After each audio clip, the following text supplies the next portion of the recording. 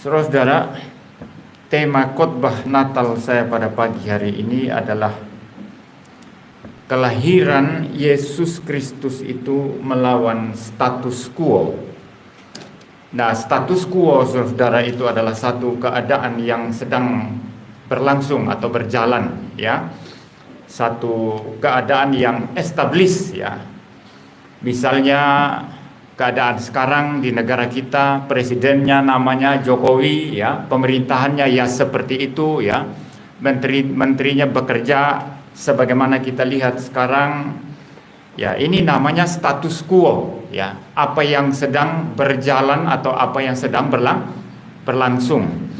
Nah, di dalam status quo, saudara, itu ada status quo yang bagus, ada status quo yang tidak bagus. Ada keadaan yang sedang berjalan atau sedang berlangsung itu yang memang sudah bagus, ada yang tidak bagus. Kalau sudah bagus, orang merubah atau mengubah apa yang sudah bagus, itu namanya satu kejahatan. Tapi kalau yang tidak bagus, status quo yang tidak bagus, lalu orang diam-diam saja dan menikmati ketidakbagusan itu juga kejahatan. Ya, jadi saudara, tidak semua yang namanya status quo itu jahat. Ya, dulu zaman Soeharto, orang teriak-teriak turunkan Soeharto, begitu ya saudara, dan kemudian akhirnya diturunkan. Memang ada hal-hal yang salah yang perlu dihentikan, saudara, ya. Tetapi yang namanya pemerintahan itu tentu ada kebaikan, ada keburukannya, saudara. Nah, demikian juga di dalam gereja, saudara. Ada hal-hal yang sudah bagus, lanjutkan itu. Kalau hal-hal yang tidak bagus, itu harus dihentikan. Tapi sering orang itu merasa nyaman di dalam status quo, padahal itu salah, ya. Merasa tenang, karena mungkin ya sumber penghidupannya selama ini ya sudah nyaman di situ. Sudah enak. Jadi mau mengubah sesuatu yang sebetulnya tahu salah, tidak berani, saudara. Mau mengatakan ini salah, tidak berani. Karena sudah kadung nyaman. Sama juga dalam hubungan pertemanan atau dalam hubungan kerja atau persahabatan atau mungkin dalam hubungan cinta, ya, bagi orang-orang yang belum menikah, ya. Sebetulnya tahu ada yang salah. Ini persahabatan saya ini ada yang salah ini. Pekerjaan saya ada yang salah ini. Hubungan dengan teman kerja ada yang salah ini. Tapi karena sudah kadung nyaman dengan keadaan yang salah itu, dibiarkan, tutup mata. Tapi Natal tidak seperti itu, saudara. Natal tidak seperti itu. Natal tidak nyaman di dalam keadaan yang tidak beres. Natal tidak mendukung status quo yang tidak beres.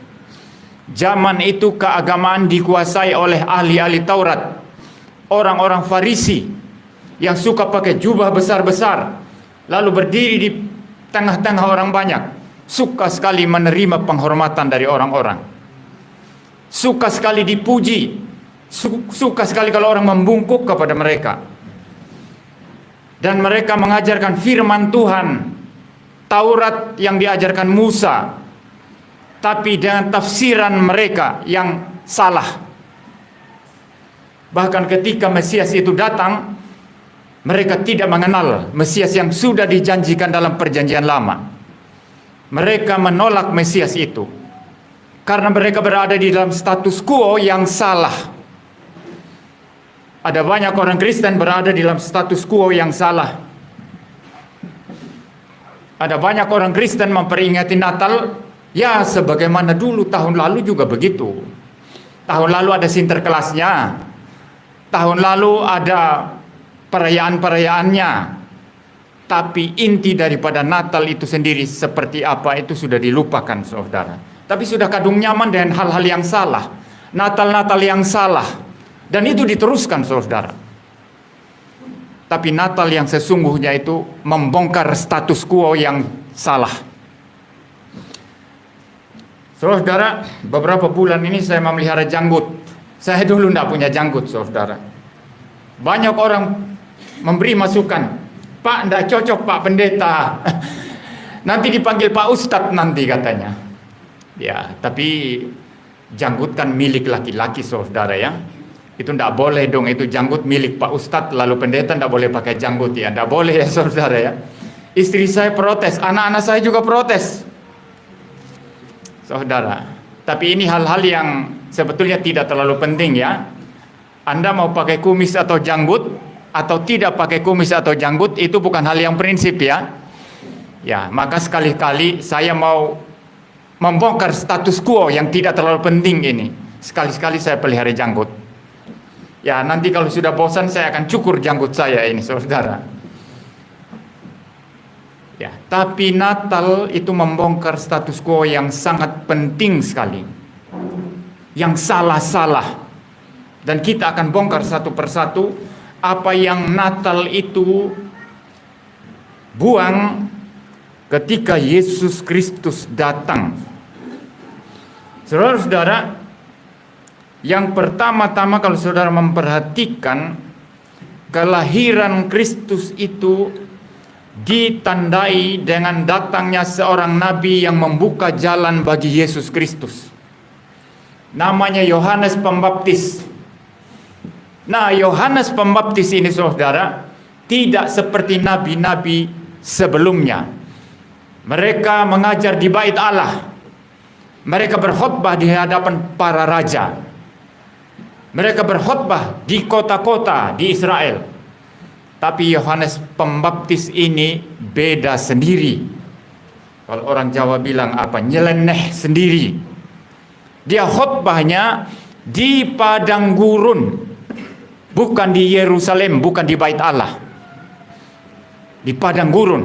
Tetapi karena dia adalah nabi Tuhan, nabi yang diurapi Tuhan, walaupun dia khotbahnya di padang gurun, orang-orang datang ke padang gurun berbondong-bondong untuk mendengarkan khotbahnya. Ini satu pertanda atau satu isyarat, saudara. Lihat nabi pembuka Tuhan, dia tidak berkhotbah seperti biasa para nabi. Dia beda sendiri. Ini menunjukkan satu fakta bahwa Natal itu beda sendiri.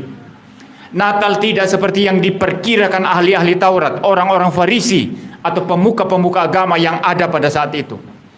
Natal mempunyai sesuatu karakteristik tersendiri yang berbeda dari apa yang sudah terjadi atau yang sedang terjadi. Lalu makannya apa Yohanes Pembaptis? Dia makan madu dan belalang.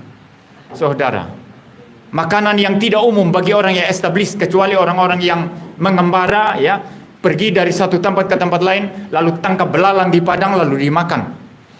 Ya, lihat madu di hutan diambil lalu dimakan. Beda sendiri saudara. Jadi saudara, ini menjadi satu pertanda bahwa Natal itu sendiri akan mengobrak-abrik sesuatu yang sudah berjalan, yang kelihatan sudah beres, sudah benar, tapi sesungguhnya intinya di dalam itu tidak beres, tidak benar. Ya, itu yang pertama saudara ya. Yohanes Pembaptis sudah mengisyaratkan itu. Lalu yang kedua saudara, kalau kita memperhatikan baik-baik,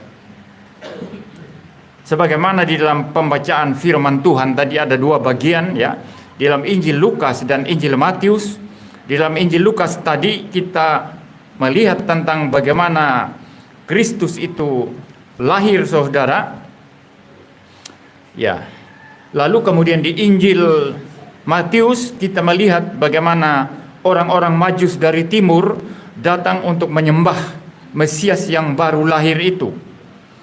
Kalau saudara memperhatikan di dalam kedua bagian ini, di sana ada yang tidak umum, ada yang tidak biasa. Dikatakan itu telah lahir bagimu seorang raja. Raja baru lahir. Tapi lahir di mana? Lahir di kandang. Bukan lahir di istana. Bukan lahir di tempat yang sangat bagus. Saudara-saudara di sini kalau saya tanya, mau tidak lahir di kandang? Nggak ada yang mau. Ya. pasti lahir di rumah ya. Kalau zaman dulu generasi saya, ya karena orang tua saya tinggal di desa, jauh dari puskesmas atau rumah sakit, itu dibantu oleh dukun. Bukan dukun dalam pengertian mistis ya, bukan itu ya, dukun melahirkan. Dan dukun melahirkan waktu saya lahir, saudara, itu mamanya papa saya dengan satu orang nenek yang lain. Itu membantu kelahiran saya. Ya. Lahirnya di rumah, saudara, bukan di kandang. Tidak ada di antara kita mau lahir di kandang, saudara. Kita bukan raja, kita bukan siapa-siapa. Kita orang biasa saja, orang kebanyakan. Kita bukan priayi. Tapi saudara, perhatikan, raja. Seorang raja telah lahir bagimu hari ini. Tapi raja lahirnya di kandang. Raja harusnya lahir di istana. Dan ini sesuatu yang sifatnya anomali, saudara. Sesuatu yang tidak umum. Sesuatu yang ganjil. Raja kok lahir di kandang? Ini menjadi satu isyarat yang penting sekali bahwa memang Natal itu akan mengobrak-abrik semua yang dianggap sudah baku, yang dianggap sudah beres, sudah benar, tapi sesungguhnya intinya di dalam itu busuk semua. Itu sebabnya Tuhan Yesus berkata apa? Hai kamu orang Farisi, ahli-ahli Taurat, kamu dari luar kelihatan putih bersih, tapi di dalamnya itu penuh dengan tulang belulang. Itulah keagamaan kita hari ini, saudara. Kekristenan kita. Kekristenan yang penuh dengan kemunafikan. Kekristenan yang tidak berani memberitakan Injil. Kekristenan yang kompromi sana, kompromi sini. Dosa dikit-dikit tidak apa-apa. Ya. Takut sekali menyatakan iman. Makan-makan di warung. Ayo kita doa. Sudahlah, tidak usah. Terlalu ramai, tidak usah. Doa masing-masing aja ya. Terlalu takut, saudara. Terlalu takut, menakuti sesuatu yang tidak perlu ditakutkan. Karena di dalam negara ini semua orang mempunyai hak yang sama ya. Hak beragama yang sama. Tidak ada yang melarang saudara berdoa di restoran ketika saudara makan. Siapa yang mau larang? Cuma takutnya Anda yang melarang. Ketakutan dalam hati ini yang melarang. Tidak ada yang melarang itu, saudara. Anda tulis-tulis sedikit. Mungkin di media sosial, yang punya media sosial Facebook atau apa. Wah, saya harus hati-hati ini. Jangan terlalu berani ini. Ya. Kalau bisa, ya orang tidak usah tahu kalau saya Kristen. Itu semua hal-hal yang sebetulnya saudara yang kelihatan benar, kelihatan toleransi, tetapi itu busuk, itu tidak benar gitu, dan harus dibongkar. Harus dibongkar. Nah, raja yang baru lahir itu lahir di kandang, saudara. Itu fakta yang kita lihat di Injil Lukas. Lalu saudara, kalau saudara memperhatikan dalam Injil Matius, kelahiran Sang Mesias itu di dalam Perjanjian Lama dinubuatkan oleh nabi-nabi yang mulia sekali. Bahkan nabi terbesar yang pernah dimiliki Israel, yaitu Musa, juga pernah menubuatkan tentang Kristus. Ketika Musa berkata, seorang nabi sama sepertiku akan dibangkitkan Tuhan kepadamu.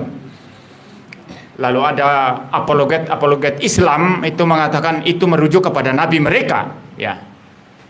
Tapi itu merujuk kepada Tuhan Yesus, itu seorang nabi yang sepertiku akan dibangkitkan Tuhan bagimu.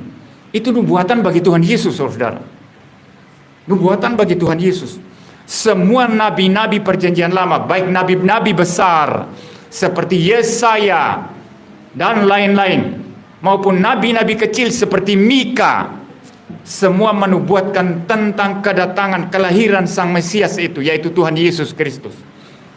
Tapi perhatikan, saudara, satu anomali, sesuatu yang tidak biasa, yang ganjil sama sekali nyeleneh. Ketika sang raja yang dinubuatkan nabi-nabi besar, nabi-nabi agung dan mulia itu lahir, ternyata Tuhan tidak memberitahu kepada siapa-siapa, kecuali memberitahu gembala-gembala, orang dari kelas bawah, orang-orang tidak penting dari segi status sosial. Mereka hanya gembala-gembala. Ya, ada yang menafsirkan itu bukan gembala biasa. Ya, itu gembala imam itu. Karena mereka sedang menggembalakan kambing, domba-domba yang akan disembelih di Bait Allah. Maka domba-domba itu dikumpulkan di satu tempat yang namanya Migdal Eder katanya. Tapi tafsiran semacam itu tidak ada dasar Alkitabnya. Dan juga saudara, tidak didukung oleh pendapat para ahli Alkitab. Memang itu gembala-gembala orang biasa saja mereka, dari kelas paling bawah. Ya, bukan orang penting, bukan kaum priai. Kepada mereka lah Tuhan mempercayakan berita Natal. Perhatikan baik-baik. Dinubuatkan oleh nabi-nabi hebat sekelas Musa yang menjadi pemimpin 2 juta orang Israel waktu keluar dari tanah Mesir menuju ke Kanaan. Tapi sekarang kabar kelahiran Sang Mesias yang dinubuatkan nabi-nabi terhormat itu hanya diberitakan kepada para gembala. Raja tidak penting untuk kamu dengar. Ahli Taurat, ahli-ahli agama tidak penting kamu dengar. Saya hanya mau memperdengarkan kepada gembala-gembala yang kamu anggap rendah. Lalu saudara, kelihatan konyol memang. Tuhan memberitakan kelahiran Sang Mesias itu. Kalau kepada orang Israel hanya gembala-gembala, kelas rendah. Malah Tuhan memberitakan itu kepada orang luar yang tidak ada hubungan dengan orang Israel. Memberitakan kepada siapa? Orang-orang Majus. Orang-orang Majus dari timur. Dari daerah Persia yang kita kenal sebagai Iran sekarang ini, daerah Iran. Itu jaraknya Iran ke Israel itu sekitar 1000-2000 kilometer itu. Jauh sekali. Mungkin sekitar 1600 atau 1700 kilometer. Sangat-sangat jauh. Dan orang-orang Majus ini bukan kelas bawah. Mereka adalah orang terpandang. Mereka adalah cendekiawan-cendekiawan, orang penting. Karena mereka adalah orang penting dan cukup berduit, maka mereka mampu membiayai perjalanan mereka yang jauh sekali. Kalau sekarang orang naik pesawat langsung cepat sekali sampai kan. Bahkan naik mobil atau kereta api cepat ya. Zaman dulu tidak ada. Orang tunggang keledai. Mereka berjalan jauh sekali ribuan kilometer pakai keledai. Bagaimana kalau dirampok di jalan? Bagaimana kalau mereka tidak sampai ke Israel? Saudara. Dan tentu mereka tidak datang sendiri. Ya, sering cerita sekolah minggu itu menceritakan mengenai orang Majus ada 3 orang katanya ya. 3 orang Majus. Tapi Alkitab tidak mencatat 3 orang atau berapa orang. Ya. Jadi orang menganggap itu 3 orang Majus berdasarkan apa? Karena ada emas, kemenyan, dan mur begitu. Jadi ada 3 orang. Kalau cuma 3 orang saudara, bahaya sekali di jalan. Ribuan kilometer mereka berjalan, kemungkinan untuk orang jahat merampok mereka bisa terjadi. Dan mereka tidak datang hanya 3 orang, pasti berombongan. Dan mereka pasti membawa pembantu-pembantu mereka yang mengurus seluruh keperluan mereka di jalan. Jadi orang-orang Majus ini orang-orang penting, cendekiawan, para ahli, dan tentu punya duit untuk membiayai perjalanan yang jauh. Tapi mereka sayangnya bukan orang-orang hebat, orang-orang penting yang ada di Israel, bukan imam-imam, bukan ahli-ahli Taurat, bukan ahli-ahli agama, bukan raja bangsawan dari Israel, tapi orang luar Israel. Ini anomali saudara. Kemana Israel? Ini prinsip penting saudara. Kalau Tuhan mau membuang satu bangsa, Tuhan mau membuang satu gereja, Tuhan mau membuang orang-orang yang tadinya mungkin mereka anggap kami milik Tuhan, itu bisa terjadi saudara. Tidak ada di antara kita yang boleh bermain-main dengan Tuhan. Segala sesuatu milik Tuhan. Tadi malam saya berkhotbah bahwa keselamatan kita murni anugerah Tuhan, bukan usaha kita. Tidak ada satupun di antara kita mampu mengusahakan keselamatannya. Tidak ada satupun di antara kita yang mampu untuk berbuat baik sempurna lalu masuk surga. Semua perbuatan baik kita sampah adanya. Hanya anugerah Tuhan yang bisa menyelamatkan kita, saudara. Jadi kita harus takut dan gentar di hadapan Tuhan. Sampai saat ini Israel belum mendapat anugerah Tuhan sejak mereka menolak dan menyalibkan Tuhan dan Juru Selamat itu. Mereka belum mendapat anugerah Tuhan. Jangan saudara-saudara ikut-ikutan dan pengajar-pengajar di YouTube yang kacau balau, yang mengatakan bahwa Allahnya orang Kristen sama dengan Allahnya orang Israel yang sekarang ini. Tidak sama, saudara, beda. Mereka menyalibkan Tuhan dan Juru Selamat yang datang kepada mereka. Mereka memaki, mereka menolak dia, membunuh dia di atas kayu salib. Sampai saat ini mereka masih menantikan Mesias, masih menantikan Juru Selamat, padahal Juru Selamat itu sudah datang kepada mereka. Dan Juru Selamat itu adalah Yehovah, YHWH yang ada di perjanjian lama, yang berfirman kepada Musa, "Hai Musa, tanggalkan kasutmu, karena tempat di mana engkau berdiri itu suci adanya." Lalu di semak belukar yang menyala terbakar tetapi tidak hangus, di situ Tuhan menyatakan namanya yang sakral dan paling disakralkan oleh orang Israel, YHWH, Ehye Aser Ehye, yang kita sebut sebagai Yehovah. Aku adalah aku. Nah, siapa yang berkata aku adalah aku di sana, saudara? Siapa itu? Itulah Tuhan Yesus Kristus dalam perjanjian lama. Allah Bapa kalau mau berfirman, selalu berfirman melalui Sang Firman. Allah Bapa kalau mau berbicara kepada manusia, selalu berbicara melalui Tuhan Yesus Kristus. Kalau begitu, siapa yang bertemu dengan Musa di dalam perjanjian lama? Allah Bapa? Bukan. Itu adalah Tuhan Yesus, penampakan malaikat Kristus di dalam perjanjian lama.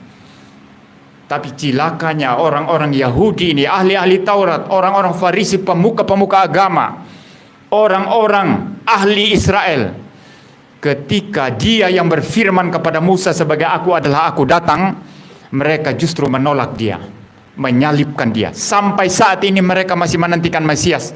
Tapi saya berani berkata dari mimbar ini, sampai kucing bertelur, Mesias itu tidak akan datang kepada mereka. Karena sudah datang, tapi mereka tolak. Puji Tuhan, kita orang Kristen, kita percaya, kita menerima Tuhan Yesus Kristus sebagai Tuhan dan Juru Selamat kita. Jadi Allah kita dan Israel beda. Israel yang sekarang ini tidak sama. Allah mereka adalah karangan imajinasi mereka sendiri, yang tidak sesuai bahkan dengan kitab mereka, yaitu Tanak, yaitu perjanjian lama. Tapi kitalah yang mengenal Allah yang sesungguhnya, Allah yang ada dalam perjanjian lama, yang secara konsisten dinyatakan di dalam perjanjian baru. Dialah siapa? Tuhan Yesus Kristus. Jadi saudara, perhatikan baik-baik. Di dalam Injil Matius ini menyampaikan satu hal penting sekali. Berita kelahiran Mesias yang sudah dinubuatkan oleh nabi-nabi yang agung dalam perjanjian lama tidak akan diberitahukan kepada orang-orang hebat, orang-orang penting di Israel, tapi diberitahukan kepada orang-orang penting dari bangsa kafir, yang dianggap kafir oleh orang-orang Israel, orang-orang dari Persia, yaitu orang-orang Majus. Di sini saudara, Natal itu melawan status quo yang palsu, status quo yang salah. Lalu kemudian saudara, kalau saudara memperhatikan kehidupan Tuhan Yesus, ajarannya itu saudara-saudara sama sekali berbeda dengan yang diajarkan oleh ahli-ahli Taurat. Ada satu kisah penting di dalam Alkitab, saudara. Ketika orang-orang Yahudi mau menjebak Tuhan Yesus, mereka ingin mencari-cari kesalahan Tuhan Yesus. Ini sama juga sekarang, ada banyak setan-setan di luar, saudara, yang suka-suka mencari-cari kesalahan orang Kristen. Ya, suka mencari-cari kesalahan Alkitab. Dibilanglah Alkitabmu palsu, Alkitabmu sudah tambal sulam, Alkitabmu itu tidak bisa dipercaya. Ya mirip orang-orang Farisi, ahli-ahli Taurat, imam-imam, pemuka-pemuka agama Yahudi, sangat suka mencari-cari kesalahan Tuhan Yesus.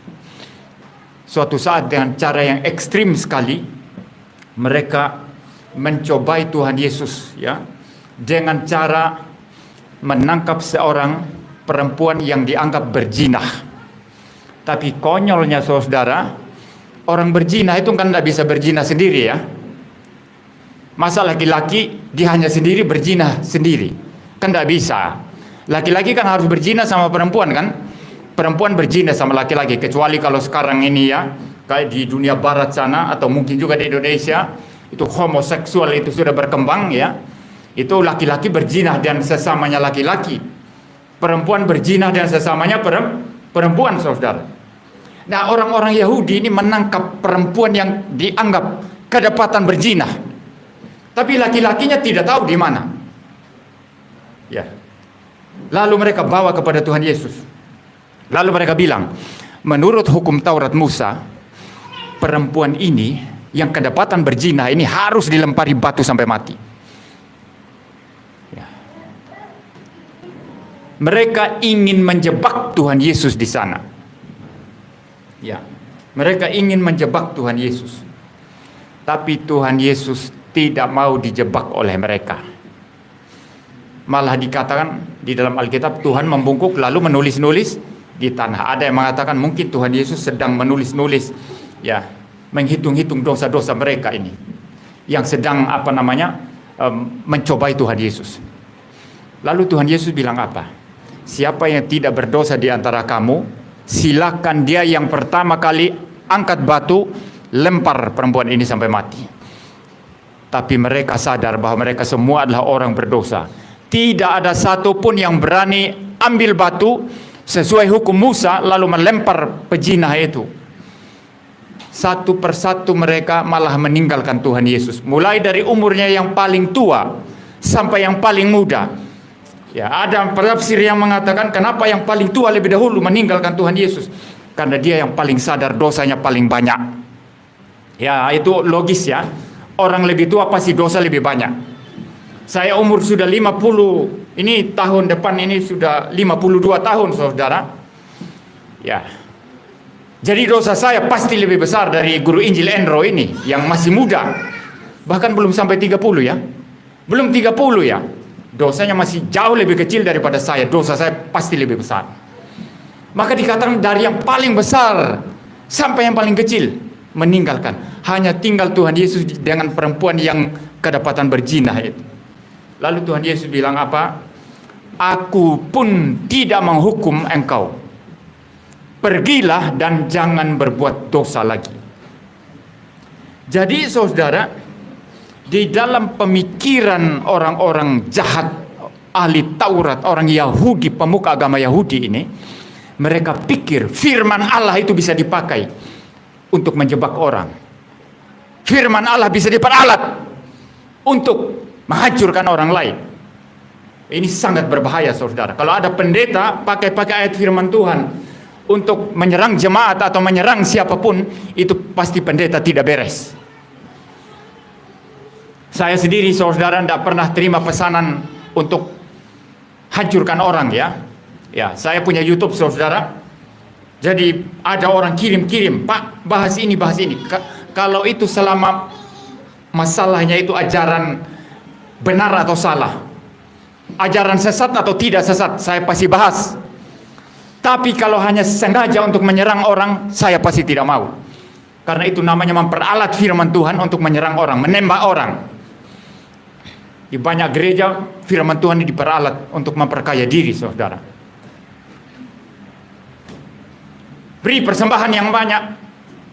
Hei, semua beri persembahan yang banyak. Nanti Tuhan ganti 10 kali lipat. Tuhan ganti 100 kali lipat. Ya. Lalu jemaat memberi persembahan, tapi hidupnya dari dulu tetap tidak berubah. Ini memperalat firman Tuhan, saudara. Memberi persembahan bukan untuk minta kembali dari Tuhan. Memberi persembahan karena memang kita wajib untuk mendukung pelayanan Tuhan. Gereja harus didukung oleh jemaat sendiri, saudara. Kita juga, saudara, pemberian kita tidak ada artinya kalau dibandingkan dengan anugerah Tuhan yang sudah menyelamatkan kita dari api neraka. Apalah pemberian kita, saudara, tidak ada artinya sama sekali. Ketimbang kita dibuang ke neraka oleh Tuhan, kita tidak bisa menebus dengan uang berapa miliar, berapa triliun pun tidak bisa menebus dosa-dosa kita, saudara. Jadi saudara tidak bisa berjual beli dengan Tuhan. Tidak bisa berjual beli dengan Tuhan. Dan orang-orang ahli-ahli Taurat, orang Farisi, orang-orang Yahudi ini mereka suka sekali memperalat firman Tuhan untuk menjebak orang. Tetapi Tuhan Yesus mendobrak status quo palsu semacam ini yang suka memperalat firman Tuhan dengan mengedepankan anugerah dan kasih karunia. Wanita pejina itu tidak dilempari dengan batu sampai mati, tapi Tuhan berkata, pergilah dan jangan berbuat dosa lagi. Dia mendapat anugerah Tuhan. Ketika orang-orang Farisi melihat bahwa berzina itu kalau sudah ketangkap basah, Yesus membuat satu pendalaman yang lebih hebat lagi mengenai firman Tuhan itu, yang berbeda dari apa yang dipercaya oleh orang-orang Yahudi pada saat itu. Yesus berkata, barang siapa di antara kamu yang memandang perempuan dan menginginkannya di dalam hatimu, kamu sudah berzina dengan dia di dalam hatimu. Jadi dosa itu pertama-tama masalah sikap hati dan pikiran, saudara. Dosa dari hati dan pikiran. Tapi kalau apa yang dipercaya orang-orang Yahudi pada saat itu, kalau ketangkap sudah berzina, ya itu berzina. Mari kita bunuh mereka sampai mati. Tapi Yesus berkata, tidak hanya masalah fisikal ketika orang ketangkap. Dari hati kalau tidak beres, itu sudah dosa. Ya, saudara. Jadi saudara, beda sendiri ajaran Tuhan Yesus. Ketika orang-orang Farisi, ahli-ahli Taurat, orang Yahudi mengajarkan, kasihilah sesamamu. Dan yang dimaksud sesama bagi mereka adalah sesama orang Yahudi. Orang-orang Yahudi ini, saudara, terutama dari golongan Farisi itu yang sombong luar biasa. Saudara ingat bagaimana perumpamaan Tuhan Yesus mengenai orang Farisi dan pemungut cukai yang berdoa? Orang Farisi membanggakan diri, tapi pemungut cukai memukul-mukul diri, mengatakan diri adalah orang berdosa yang butuh anugerah Tuhan.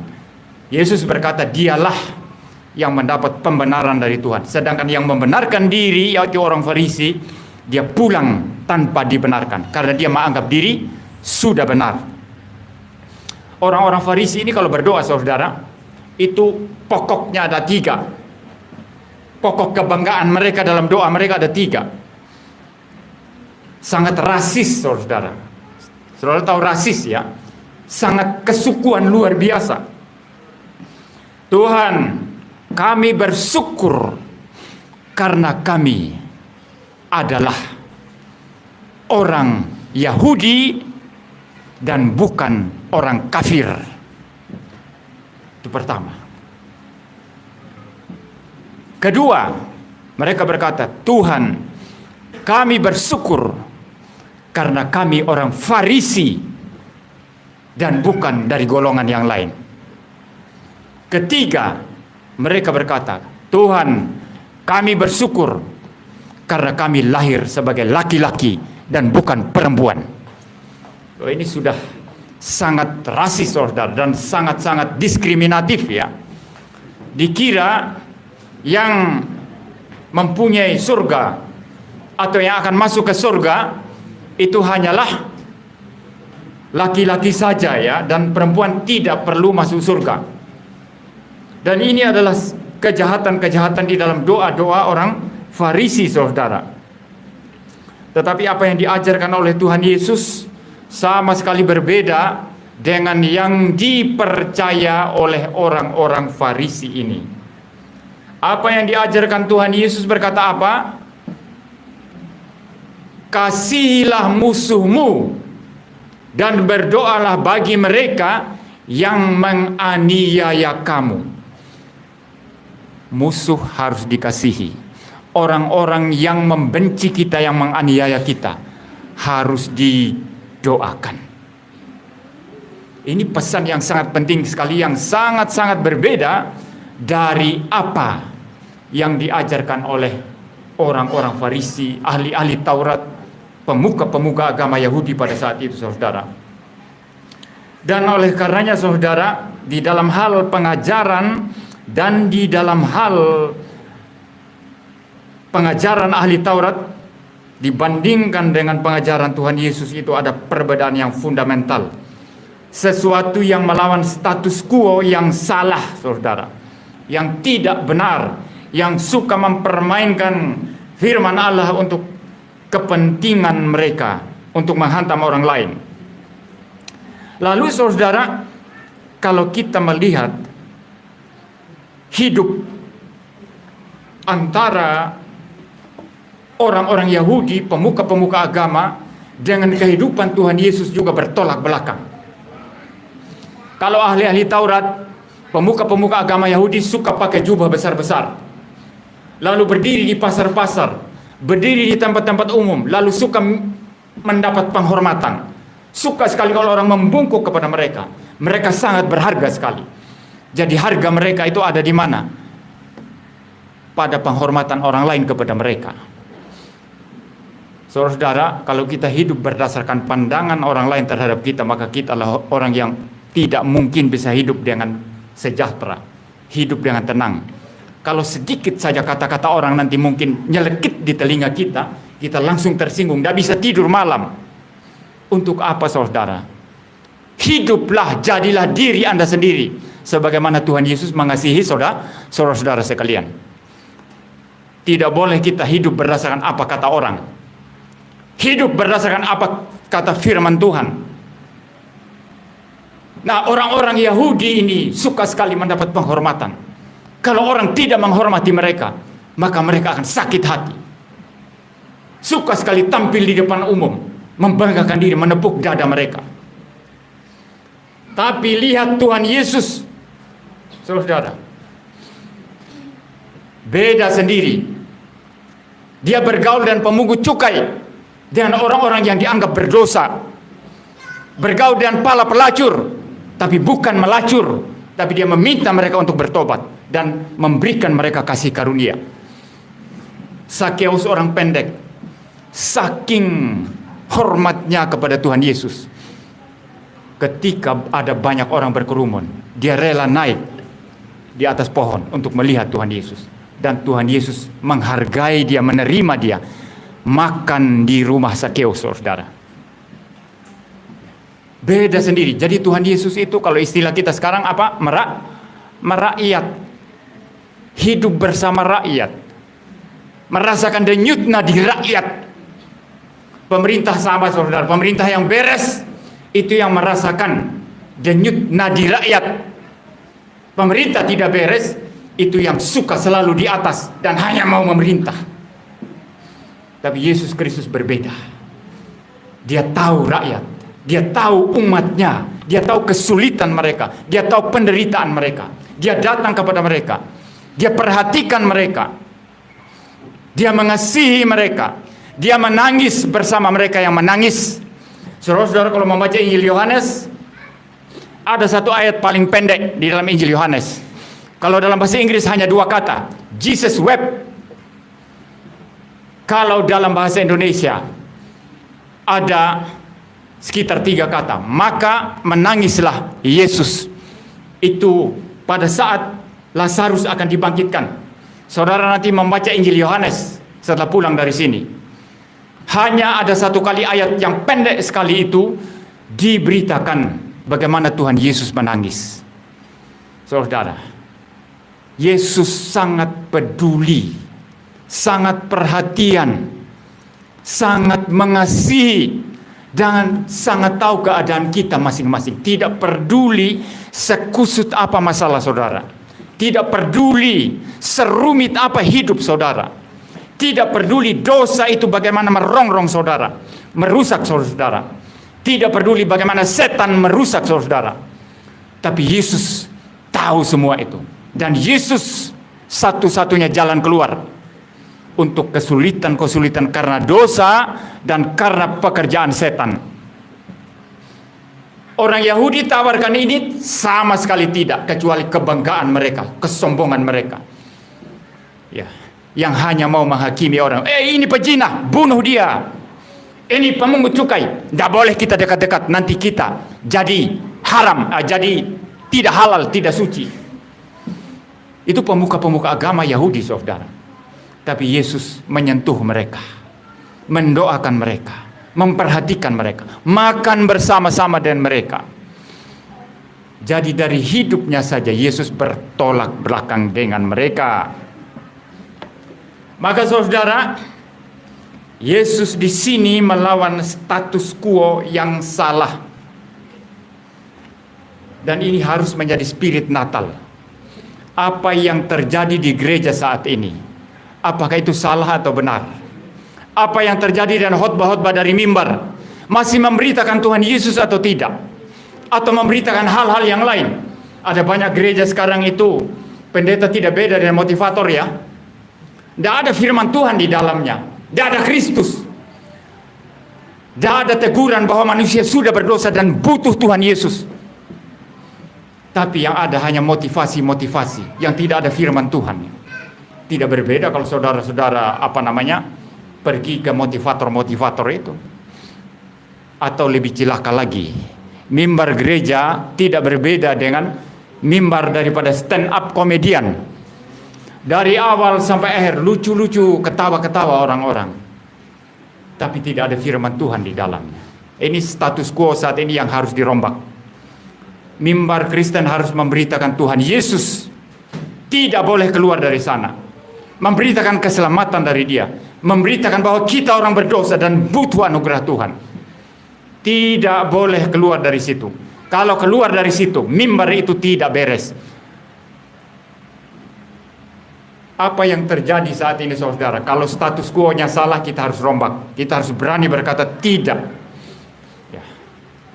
Demikian juga dalam kehidupan kita, dalam bermasyarakat, dalam bernegara. Orang baik memang kita harus katakan baik. Orang jahat ya memang jahat, walaupun pura-pura baik ya di musim-musim politik saat ini. Kalau orang pada dasarnya baik, tetap baik saudara. Dihina-hina pun ya, diejek-ejek pun tetap baik karena memang dia baik. Tapi kalau orang memang dasarnya jahat, tapi karena mau dipilih jadi DPR atau jadi bupati, wali kota, atau bahkan presiden ya menampilkan diri seolah-olah baik. Semua status quo yang tidak benar kita harus rombak. Tetapi saudara, ada status quo yang benar. Apa yang sudah beres dalam gereja, lanjutkan itu, jangan diubah. Kalau khotbah sudah beres, saudara dukung pendeta saudara, doakan dia agar terus berkhotbah dengan beres. Kalau semua sudah berjalan bagus, doakan itu, teruskan itu, lanjutkan itu, jangan diubah. Ya. Kalau dalam kehidupan kita sehari-hari sudah bagus, tingkatkan itu, jangan diubah menjadi jelek. Tadinya orang hidup tertib, tapi karena nggak dianggap kurang gaul, mulai terbuka dan pergaulan-pergaulan yang tidak beres. Ya. Nah ini namanya merombak status quo yang bagus menjadi tidak bagus. Tadinya tidak pernah ke night club saudara, tapi sekarang sudah main-main ke night club, joget-joget, telanjang-telanjang di sana. Ini status quo yang tidak beres. Ini hal-hal yang tidak beres, yang orang Kristen tidak boleh lakukan. Kalau hidup sudah beres, pertahankan itu. Kalau khotbah sudah beres, pertahankan itu. Sama juga dalam bernegara. Saya tidak akan berpolitik di sini saudara, kalau pendeta tidak boleh berpolitik, gereja tidak boleh berpolitik. Tetapi apa yang sudah bagus harus dipertahankan. Untuk apa mengubah sesuatu yang sudah bagus? Ya. Berubah itu untuk dari yang jelek kepada yang bagus. Kalau sudah bagus, untuk apa berubah? Lanjutkan, saudara. Lanjutkan status quo yang sudah beres. Tapi status quo yang tidak beres, rombak itu. Dan ini spirit daripada reformasi gereja. Itu sebabnya muncul gereja Protestan. Spirit daripada Martin Luther, Johannes Calvin, Zwingli. Bagaimana gereja waktu itu rusak, pemuka agama korup, ajaran dikorupsi. Lalu mereka berkata, mari kita kembali kepada Alkitab, back to Bible. Spirit merombak status quo yang salah. Ini spirit Natal, spirit reformasi gereja, dan biarlah menjadi spirit kita juga, saudara. Saudara pulang dari tempat ini, saudara, lihat kehidupan kita masing-masing. Berdoa di hadapan Tuhan, periksa hati kita, pikiran kita, hidup kita. Apa-apa yang tidak beres, bereskan. Status quo dalam hidup kita selama ini yang tidak beres, bereskan. Tetapi status quo yang sudah bagus, jangan diubah. Lanjutkan itu. Tingkatkan menjadi lebih bagus lagi. Dan inilah spirit Natal yang sesungguhnya. Tuhan Yesus tidak mengubah apapun ajaran di dalam perjanjian lama yang disampaikan Tuhan melalui para nabi. Tidak satu pun diubah. Itu sebabnya Tuhan Yesus berkata, aku datang bukan untuk meniadakan hukum Taurat. Satu iota pun tidak akan diubah. Tapi aku datang untuk menggenapi hukum Taurat. Orang-orang Yahudi, pemuka-pemuka agama palsu inilah yang mengubah-ubah Taurat, yang menafsir Taurat sesuka hati mereka. Maka saudara pulang dari sini, periksa kehidupan kita, periksa hati kita, periksa hidup kita, segalanya uji di hadapan Tuhan, di hadapan firman Tuhan. Apa yang bagus, lanjutkan. Apa yang tidak bagus, ubah, buang itu. Biarlah kita boleh senantiasa dipimpin oleh Tuhan, senantiasa juga diberkati oleh Tuhan, diberkati di dalam kebenaran, diberkati dalam keadaan kita selalu siap sedia melayani Tuhan, selalu setia mengiring Tuhan Yesus Kristus. Mari kita tundukkan kepala, kita berdoa. Bapa di surga, terima kasih Tuhan untuk khotbah pada pagi hari ini. Terima kasih sudah menyatakan kepada kami melalui khotbah ini spirit Natal yang sesungguhnya, yang melawan status quo yang salah, yang melawan sesuatu yang sudah established, tetapi melawan Tuhan. Biarlah ini menjadi spirit kami. Kami pulang dari tempat ini, memeriksa hidup kami dengan teliti. Semua yang kami sudah lakukan yang salah, biarlah kami ubah, kami bongkar, kami obrak-abrik. Tetapi apa yang sudah benar, sudah beres, sudah sesuai dengan kehendak Tuhan, kami lanjutkan, kami tingkatkan, kami perbagus, kami perindah. Terima kasih Tuhan. Jadikan kami anak-anak Tuhan yang menyala, menjadi lilin-lilin yang bercahaya di tengah-tengah dunia yang gelap ini. Terima kasih Tuhan. Pimpin kami, berkati kami. Dalam nama Tuhan Yesus Kristus kami berdoa. Amin.